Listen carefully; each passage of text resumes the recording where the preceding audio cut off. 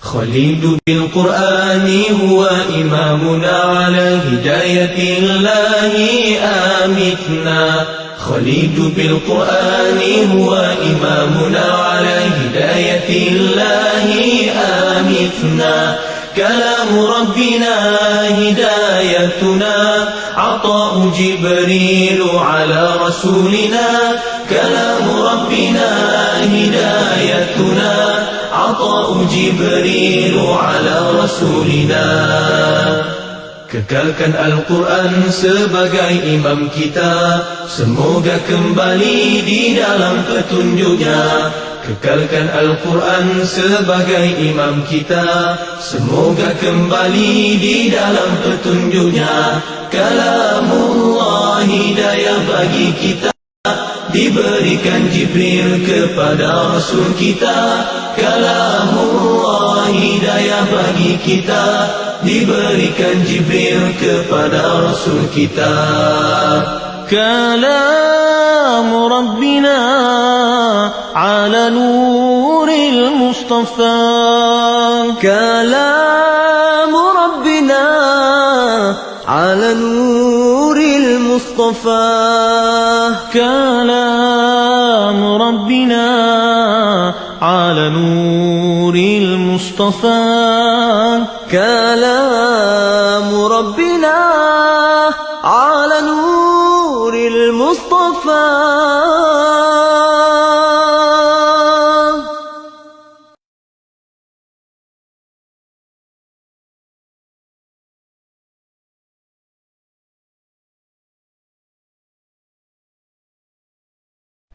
Bismillahirrahmanirrahim. Uhayyikum bitahiyatil Islam, tahiyatan tayyibah mubarakah min indillah tabaraka wa ta'ala.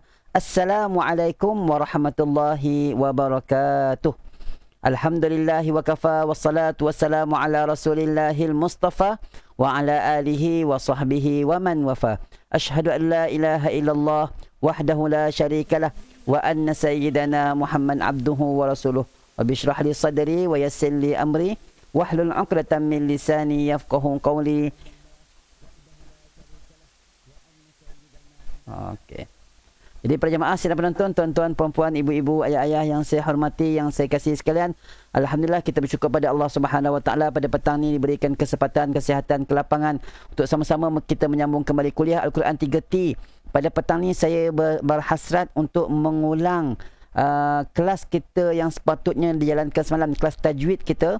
Jadi kepada jemaah yang ada kitab, boleh buka kitab tajwid insya-Allah.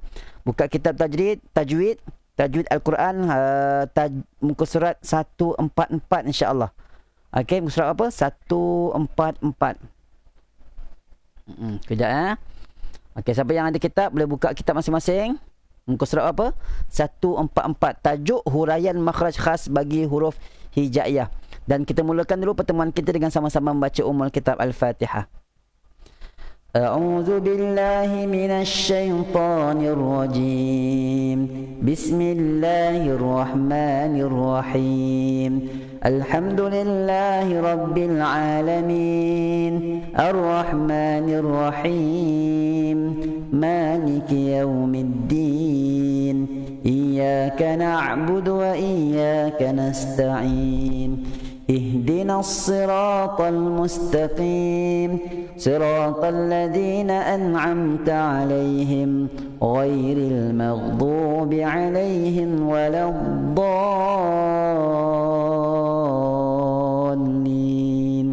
آمين. Bismillahirrahmanirrahim. Alhamdulillah rabbil alamin, wassalatu wassalamu ala asyrafil anbiya'i wal mursalin wa ala alihi wa sahbihi ajma'in. Allahumma aftah alaina hikmataka wanshur alaina min khazaini rahmatika ya arhamar rahimin. Rabbana shrah lana sudurana wa yassir lana umurana wahlul 'uqdatam min alsinatina yafqahu aqwalana. Allahumma faqihna fid din wa 'allimna at-ta'wil wa hdina as-siratal mustaqim. Allahumma zidna 'ilma warzuqna fahma. Allahumma nawwirna bi nuri 'ilmik wa ab'idna nisyan bi rahmatika ya arhamar rahimin. Walhamdulillahi rabbil alamin. Baik para jemaah, sidang penonton, tuan-tuan, puan-puan, ibu-ibu, ayah-ayah, siapa yang ada kitab tajwid ini, Kitab tajwid, ini dia kitab tajwid Al-Quran jilid yang pertama.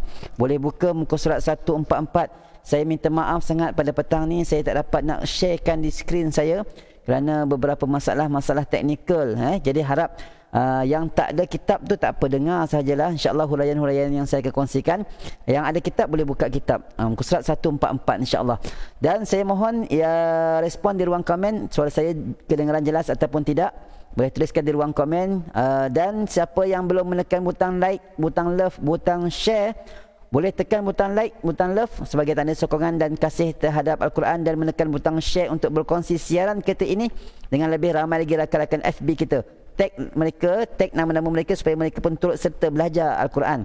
InsyaAllah tujuan kita belajar tajwid Al-Quran ini tidak lain dan tidak bukan adalah untuk memelihara lidah kita daripada melakukan kesilapan dan kesalahan dalam membaca Al-Quran. Selamat datang saya ucapkan bersama-sama dengan saya pada petang ni Puan Aminah Arsyad, Bunga Tanjung, Zahara Hitam, Nani, Nora Shima Ismail, Aminah Hitam, Suhaimi Ghazali, Datuk Marina, Syida Shah, Rakiah Abdul Rahim, Zainab Haji Ramli, Salmah Ahmad, Sa'diah binti Kasim. Kepada semua yang mengucapkan salam, saya menjawab Waalaikumsalam warahmatullahi wabarakatuh, dan terima kasih atas respon yang diberikan. Alhamdulillah sehingga ke USJ jelas. Yang Manjung juga jelas. Alhamdulillah, terima kasih. Baik, kita teruskan kepada pengajian kitab kita insya-Allah. Saya minta maaf sekali lagi saya tak dapat nak sharekan saya punya skrin ataupun halaman kitab kita. Saya akan membaca sahaja insya-Allah. Siapa yang ada kitab boleh buka kitab. Muka surat 144.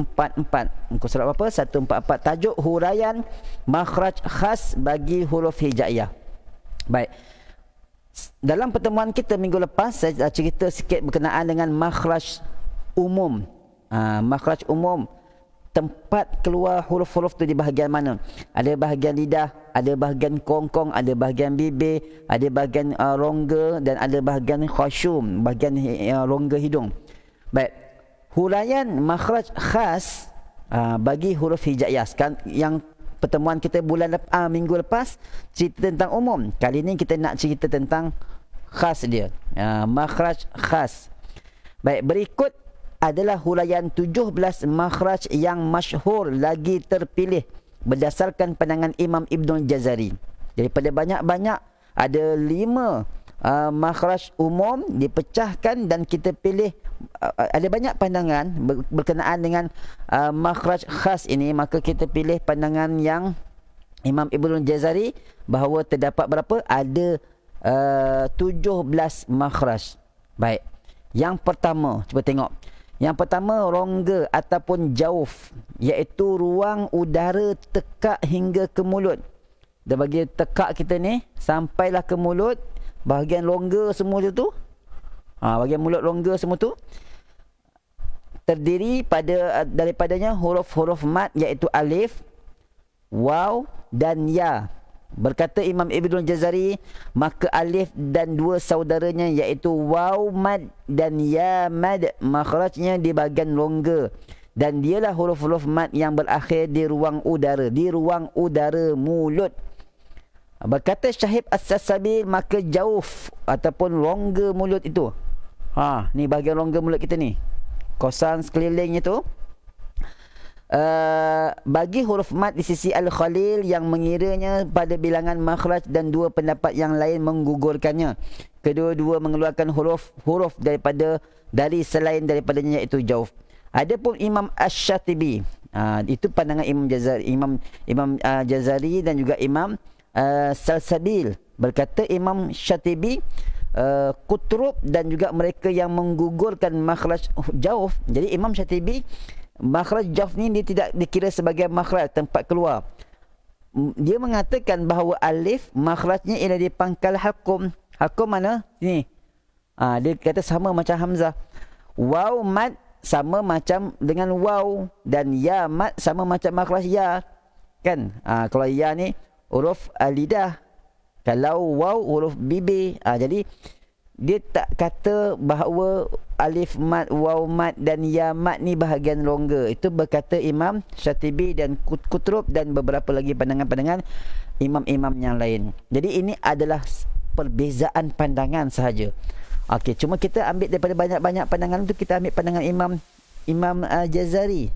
Di mana dia kata ada makhraj jauf bahagian rongga mulut ni. A, I, U. Tu. Okey. Baik. Dikumpul 3 huruf di pangkal halqum, 2 huruf di tengah dan 2 huruf di hujung halqum. Baik, itu pandangan Imam Asy-Syatibi. Itu yang pertama. Apa dia yang pertama? Jauf. Jauf tu apa? Rongga mulut. Okey. Ni sekarang kita cerita tentang makhraj khas. Okey. Yang kedua iaitu pangkal halqum. Daripada rongga mulut kita terus pergi kepada halqum. Halqum ni sebenarnya ada 3 pecahan. Kita pergi pada pangkal. Pangkal tu sudah pasti yang kat bawah. Kalau pokok tu kita kata pangkal pokok mesti kat bawah. Pangkalnya dia naik ke atas barulah hujung. Jadi pangkal halqum di bawah. Jadi pangkal halqum hampir ke dada kan, pangkal kat sini, dada kan dekat dah. Okey. Keluar daripadanya huruf ha dan huruf hamzah. Ada 2 huruf. Ingat. Pangkal halqum bawah ni ada 2 iaitu hamzah dan ha. Macam mana kita nak tahu? Matikan. Dada kita sikit bergetar sebab dekat sangat halqum tu dengan dada. Satu lagi dia ke dalam. Okey, 2 ya. Pangkal halqum, hamzah dan ha. Okey, berkatalah Imam Ibnul Jazari, kemudian pangkal halqum itu adalah makhraj hamzah dan ha. Berkata Imam Syahib Salsabil pula, dan halqum itu dari tengah keluar huruf hamzah dan ha. Hamzah dan ha yang keluar dari pangkal halqum adalah satu makhraj kulli, iaitu makhraj secara keseluruhan. Adapun kedua-duanya yang dipisahkan oleh makhraj juz'i, iaitu makhraj secara terperinci. Okey, itu tak perlu nak terangkan sangat sebab nanti pening. Baik, berkata ulama tajwid bahawa hamzah lebih hampir ke arah dada. Antara hamzah dengan ha tu mana yang lebih dekat? Jadi ada yang kata hamzah yang tu lebih dekat dengan dada, dia lebih bawah lah maknanya. Ada juga pendapat mengatakan hamzah dan ha pada martabat yang sama. Ada yang kata tak, sama je. Hamzah ke ha ke dekat pangkal halqum. Ada yang kata bawah sikit, hamzah bawah sikit lagi. Begitulah. Ini perbezaan pandangan ulama sahaja ya. Kita tak perlu nak terlibat dengan pertikaian ataupun perbezaan mereka. Kita ambil pandangan mereka sahaja. Perhatian, sebahagian ulama antaranya Imam Syatibi mengatakan bahawa keluar daripada pangkal halqum itu 3 huruf, iaitu alif, ha dan hamzah. Ni kata pandangan Imam Syatibi pula. Dia berbeza dengan pandangan Imam Jazari tadi. Syatibi kata apa? Imam Syatibi, Imam Jazari, mereka ni adalah di kalangan ulama-ulama Quran yang pakar. Bahkan sebab tu bacaan kita ni adalah bacaan riwayat Hafs daripada Imam Asim mengikut kaedah Syatibi. Kaedah Syatibi cara bacaan tu. Jadi Syatibi dan juga satu lagi bacaan kaedah Jazari, kedua-dua ni adalah ulama, mereka ni adalah ulama masyhur dalam ilmu tajwid dan Al-Quran. Okey, jadi kalau mengikut kata Imam Syatibi pula ada 3 kat sini. Alif, hamzah dan ha. Baik, setengah daripada mereka mengatakan bahawa keluar daripadanya huruf hamzah, kemudian ha, kemudian alif. Ini berdasarkan perkataan Sibawih. Ini pun sama juga ahli bahasa Arab. Setengah daripada mereka mengatakan bahawa keluar darinya hamzah, kemudian alif, kemudian ha. Ini berdasarkan perkataan Al-Jarabardi. Masuk muka surat 146. Okey, selamat datang kepada semua. Yang baru join, Ratna Wilis Mustafa, Cik Rohani, Cik Jaafar, Saadiah binti Kasim. Waalaikumsalam warahmatullahi wabarakatuh semua. Siapa yang ada kitab bersama-sama dengan kita hari ini, kita belajar kitab tajwid. Ini dia, Tajwid Al-Quran. Tajwid Al-Quran di halaman sekarang ni di muka surat 146. Tajuk huraian khas huruf hijaiyah. Okey. Kita tukar-tukar background baru tak bosan sangat Okey, kita belajar kitab tajwid ni selain daripada menggunakan page saya iaitu Quran bersama Ustaz Jeff, juga kita bekerjasama dengan Kubak Center. Di bawah sini nampak ada Kubak Center, kelolaan Ustaz Muhammad Fahmi Muhammad Amin. Kepada mereka-mereka yang ingin menyumbang untuk pengajian berkitab Ustaz Muhammad Fahmi, boleh di nombor akaun di bawah ni. Baik, saya teruskan. Tadi makhraj yang pertama iaitu jauf, rongga mulut. Yang kedua bahagian halqum, kita pecahkan yang bawah dulu iaitu pangkal halqum. Kita naik ke atas sikit iaitu tengah halqum, keluarlah daripadanya huruf ha, ha pedas tu, dan juga huruf ain. Berkata Imam Ibnul Jazari, kemudian pertengahan halqum adalah makhraj bagi ain dan ha. Tengah-tengah halqum ni, halqum kita panjang, kongkong. Kalau orang yang mungkin badan besar tu, lehernya pendek sikit. Kalau yang orang yang kurus, yang orang kata leher panjang tu, kita boleh nampak lah pangkal kat bawah, tengah, kemudian hujung. Kita ambil yang tengah, keluar huruf ha dan huruf ain. Kena ingat, cuba ingat, usahakan. Berkata Syahib As-Salsabil Asy-Syafi, dan dari tengahnya halqum keluarlah ain dan ha. Dan ha, ha macam ain, macam jim tu, ha pedas. Ha dan ain yang keluar dari tengah halqum adalah satu makhraj kuli, iaitu makhraj secara keseluruhan. Adapun keduanya dipisahkan oleh makhraj juz'i, iaitu makhraj secara terperinci.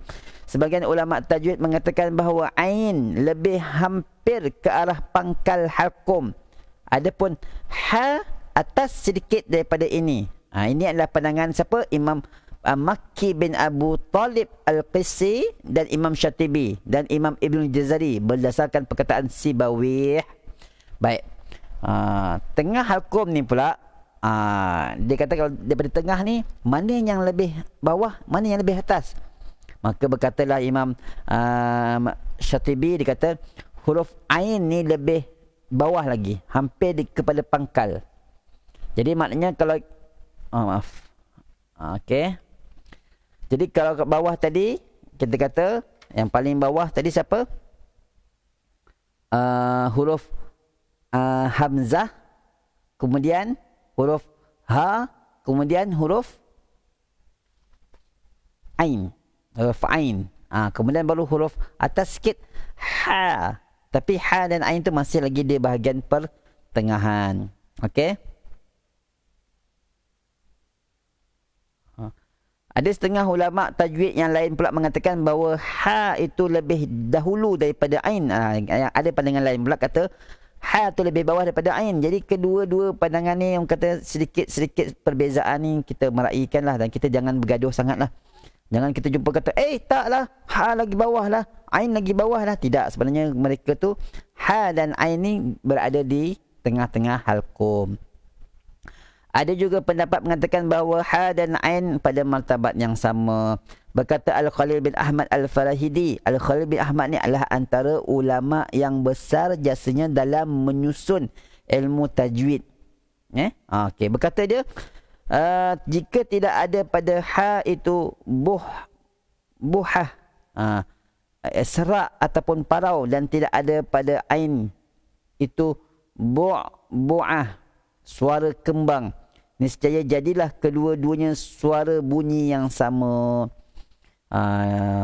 Imam Khalil kata, kalau huruf ha itu tidak ada serak dan parau, dan pada ain itu suara-suara yang kembang. Ain dia bukan suara bukan begitu ya.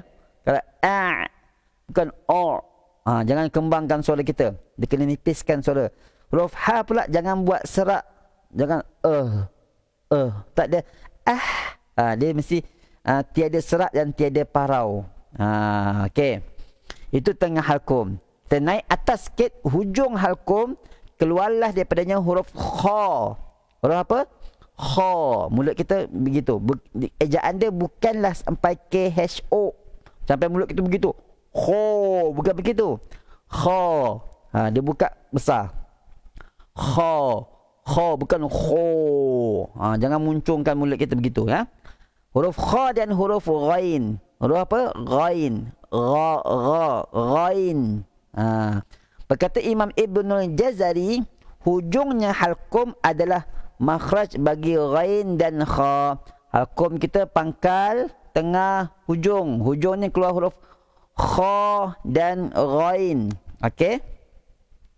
Kha dan ghain yang keluar dari hujung halqum adalah satu makhraj kuli. Adapun keduanya dipisahkan oleh makhraj juz'i. Sebahagian ulama tajwid mengatakan bahawa ghain lebih hampir ke arah tengah halqum. Ada yang kata ghain ni lebih bawah sikit lah daripada kha. Dan kha atas sikit daripadanya. Pendapat Abu Hasan Asy-Syurah, Imam Syatibi dan Imam Ibnul Jazari berdasarkan perkataan Sibawih. Sebahagian ulama tajwid mengatakan bahawa kha itu lebih dulu daripada ghain. Ada yang kata, yang pandangan lain pula kata kha tu lebih bawah. Yang tadi tu kata ghain lebih bawah. Kali ini kata kha lebih bawah. Kemudian baru ghain. Ini pendapat Makki bin Abu Talib Al-Qayruwani. Perhatian. Dua bait syair ataupun matan di bawah ini menjelaskan perbezaan antara ulama mengenai kedudukan huruf-huruf yang keluar dari halqum mengikut tertib, iaitu pangkal halqum, tengah halqum dan hujung halqum. Apa dia? Maka hamzah dan ha, kemudian ain dan ha, kemudian ghain dan kha. Jadilah kamu orang yang mengambil perhatian. Nampak? Daripada bawah. Bawah apa dia? Hamzah dan ha. Hamzah dan ha pangkal. Kemudian tengah ain dan ha. Kemudian ghain dan kha. Kalau ikut turutan, ikut yang itulah. Bawah sekali hamzah, ni atas sikit huruf ha. Kemudian ain, kemudian ha, kemudian ghain dan kemudian kha. Baik, itu ikut susunan. Hamzah dan ha, kemudian ha dan ain, kemudian kha dan ghain. Wahai saudaraku, ambillah perhatian. Baik, habis dah hakum. Ingat, kita dah berapa dah ni? Cuba ingat balik, ulang balik. Yang pertama tadi rongga mulut. Yang kedua halqum, pangkal halqum. Yang ketiga tengah halqum. Yang keempat hujung halqum. Itu yang keempat. Yang kelima naik kepada lidah pula, pangkal lidah. Lidah kita kan panjang, ni lidah ni. Yang pangkal tu mana yang dalam, yang bawah sekali tu. Membetuli langit-langit, maknanya pangkal lidah kita panjang macam tu, pangkal dia yang dalam tu dia naik atas. Dia naik ke atas. Naik betul-betul ke langit-langit yang berhampiran dengan anak tekak tu. Maka keluarlah daripadanya huruf qaf. Saya punya mulut saya, saya punya mana patung mulut saya dah hilang dah. Kadang-kadang anak-anak main, dia nampak seronok macam mainan dia, hilang dah saya punya. Okey, tak apa. Kita teruskan. Tukar background dulu. Baik, pangkal lidah. Keluarlah huruf qaf. Nak tahu macam mana? Cuba kita matikan qaf tu. Aqa. Kita terasa pangkal lidah kita terangkat. Ni lidah, ni hujung lidah, pangkal kat dalam, dia naik. Aqa. Begitu. Itu huruf qaf. Pangkal lidah naik betul-betul ke langit-langit. Kemudian itu yang kelima. Keenam, pangkal lidah juga dia naik ke langit-langit tapi ke depan sikit. Ni pangkal lidah contoh. Ni lidah kan, ni pangkal. Okey, ni pangkal ni. Ni pangkal. Dia naik, kalau naik betul-betul tu jadi qaf, tapi dia ke depan sikit. Dia ke depan sikit daripada qaf. Keluarlah padanya huruf kaf. Okey, itu yang keapa? Yang keenam. Pangkal lidah tapi dia ke depan sedikit daripada qaf, keluar huruf kaf. Habis. Kemudian kaf itu di bawah sedikit daripada makhraj huruf qaf. Okey. Berkata Imam Syahid Salsabil, dan kaf itu keluar dari pangkalnya iaitu lidah, iaitu dari bawahnya makhraj qaf. Perhatian, apabila ditanya kenapa ha dan hamzah yang keluar keduanya dari pangkal halqum dikira dua huruf mutajanisain, tetapi qaf dan kaf yang keluar daripadanya dari pangkal lidah dikira dua huruf mutaqaribain. Maka ulama mengatakan bahawa ha dan hamzah dikira dua huruf mutajanisain kerana kadar pangkal halqum itu pendek. Adapun qaf dan kaf dikira mutaqaribain kerana kadar pangkal lidah itu panjang.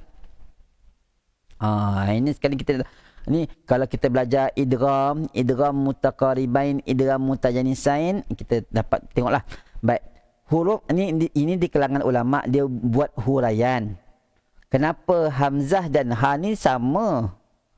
Dia sama tempat keluar dia, tapi dia dikira sebagai dua huruf mutajanisain. Sedangkan yang qaf dan kaf ni pula dikata huruf mutaqariban, yang dekat pula. Kenapa macam tu? Ini di kalangan ulama mereka telah menghuraikan qaf dan kaf ni walaupun macam ha dan hamzah dia sama tempat pangkal lidah. Qaf dan kaf dia pangkal yang tadi tu pangkal halqum, maaf. Kalau qaf dengan kaf dia pangkal lidah sama. Tetapi ada yang naik ke belakang, ada yang ke depan sikit. Tu kena beza sikit. Jadi qaf dan kaf ni dikira huruf yang hampir. Dia bukan sama, dia hampir sama saja. Baik, itu yang ke berapa? Itu yang ke-6. Saya ulang balik. Yang pertama jauf, yang kedua pangkal halqum, yang ketiga tengah halqum, yang keempat hujung halqum, yang kelima pangkal lidah betul-betul ke anak tekak. Itu yang keberapa tadi? Itu yang kelima. Yang keenam pangkal lidah juga tapi ke depan sikit daripada langit-langit. Itu yang ke-6. Masuk yang ke-7. Okey, yang ke-7 pertengahan lidah. Ni lidah kita. Tadi pangkal kat sini, ke depan sikit, ke tengah sikit, ke depan sikitlah. Okey, tengah lidah membetuli langit-langit, dia naik ke atas. Tengah lidah kita ni, bahagian tengah, dia naik ke atas gitu. Keluar daripadanya huruf jim, shin dan ya. Cuba kita buat lidah kita terangkat gitu. Lidah kita terangkat gitu. Aj, ai, ash,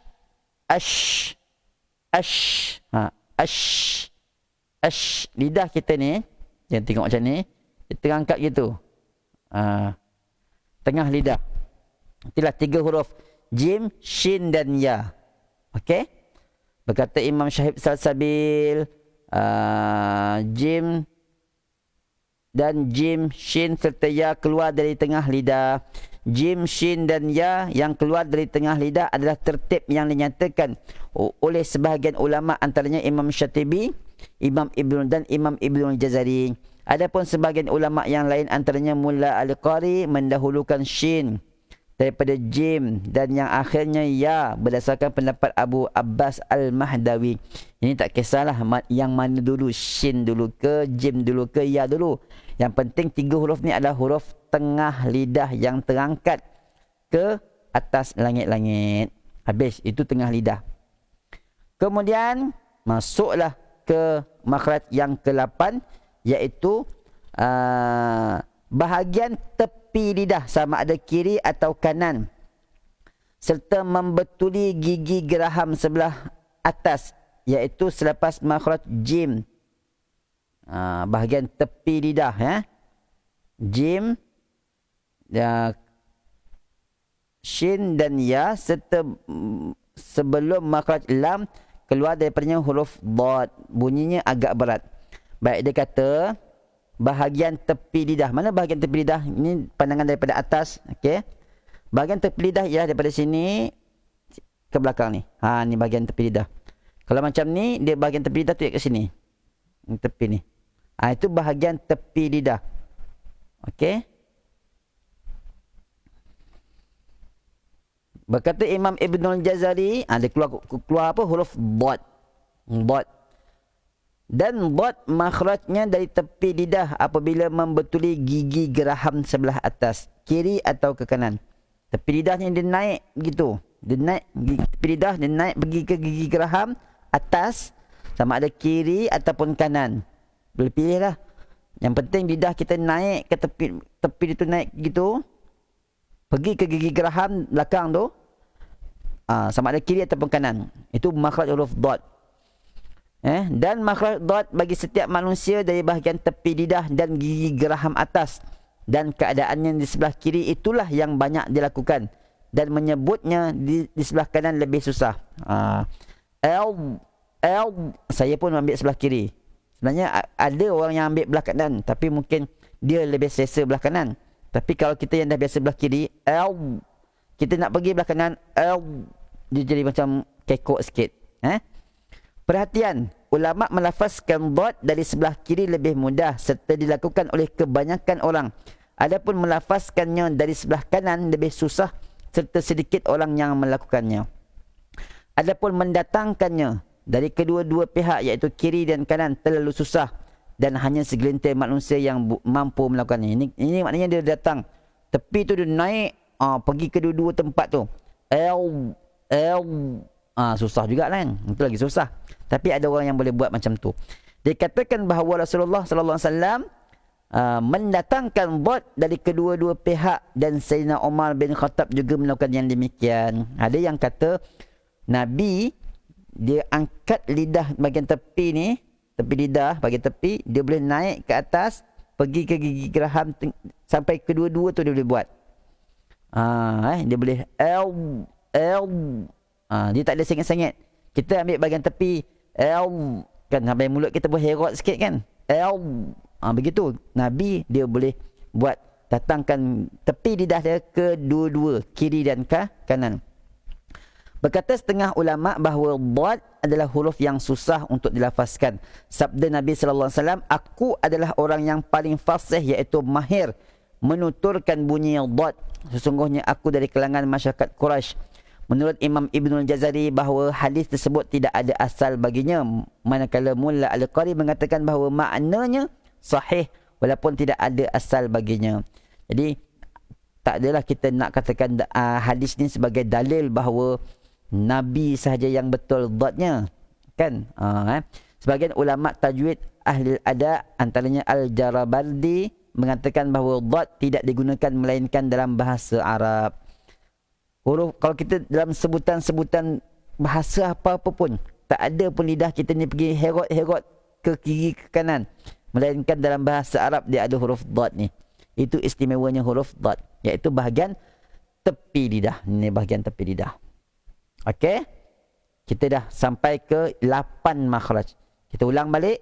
Jauf yang pertama, pangkal halkum kedua, tengah halkum 3, hujung halkum 4, pangkal lidah naik betul-betul 5, pangkal lidah naik ke depan sikit 6, kemudian masuk tengah lidah naik ke atas jim, shin, ya, itu yang ke 7.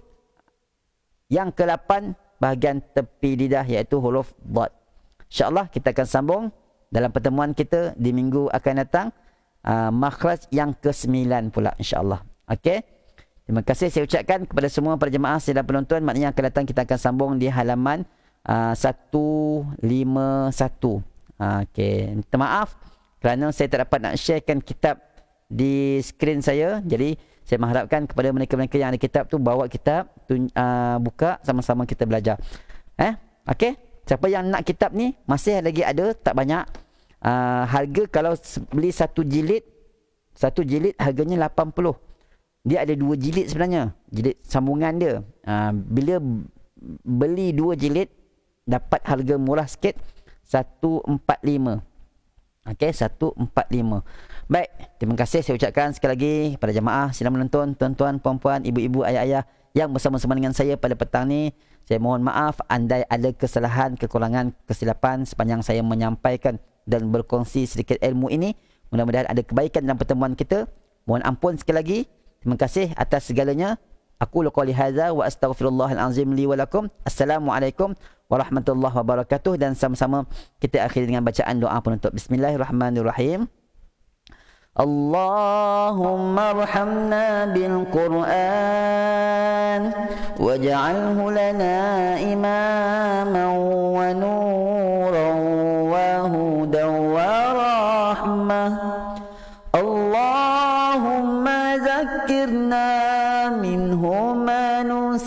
زدنا وعلمنا منه ما جهلنا وارزقنا تلاوته آناء الليل وأطراف النهار واجعله لنا حجة